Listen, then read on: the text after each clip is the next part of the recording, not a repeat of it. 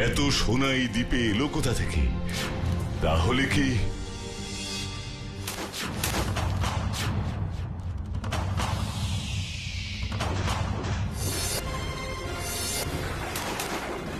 লুকিয়ে আক্রমণ না করে সাহস থাকে তো সামনে এসো।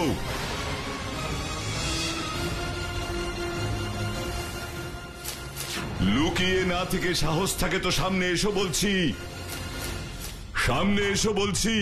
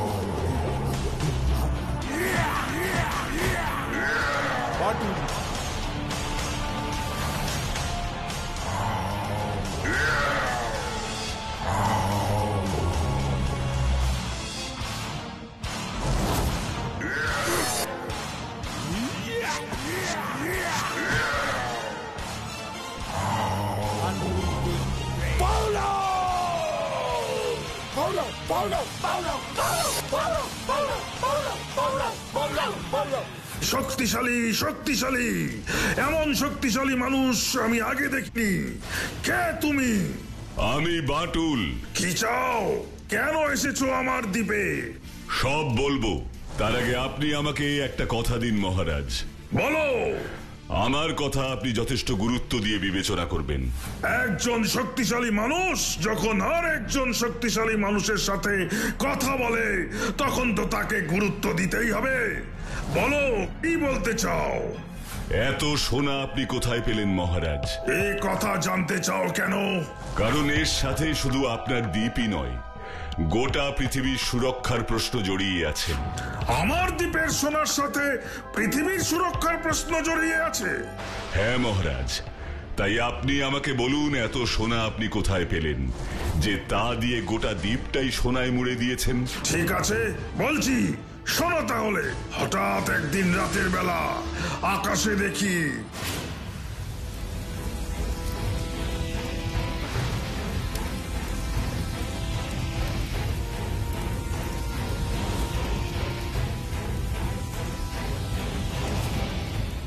এটা কি?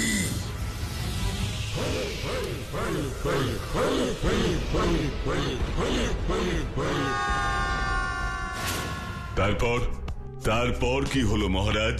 তারপর পরের দিন সকালবেলা আমরা সবাই ওই অদ্ভুত দেখতে জিনিসটার কাছে এগিয়ে গিয়ে দেখলাম ওর মধ্যে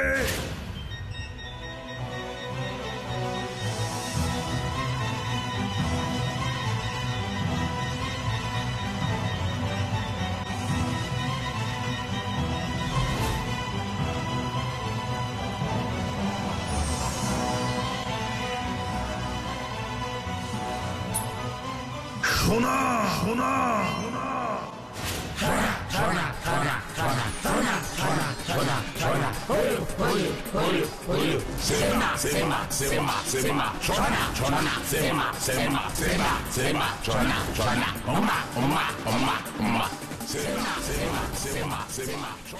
তারপর ওই সোনা দিয়ে আমি মুড়ে দিলাম আমার গোটা দ্বীপ, আর এক সাধারণ দ্বীপ থেকে আমার দ্বীপ হয়ে উঠল স্বর্ণ দ্বীপ।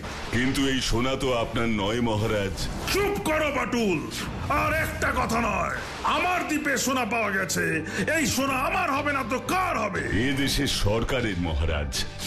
তাই আমার কথা শুনে আপনি এক্ষুনি সরকারকে খবর দিন, খুব তাড়াতাড়ি সাবমেরিনে করে এইসব সোনা এখান থেকে নিরাপদ স্থানে নিয়ে যাওয়ার জন্য। তা না হলে কি হবে বলো? আমার মন বলছে খুব তাড়াতাড়ি আমাদের সবাইকে বিপদে পড়তে হবে। কোনো বিপদকে আমি ভয় পাই না বাটুল।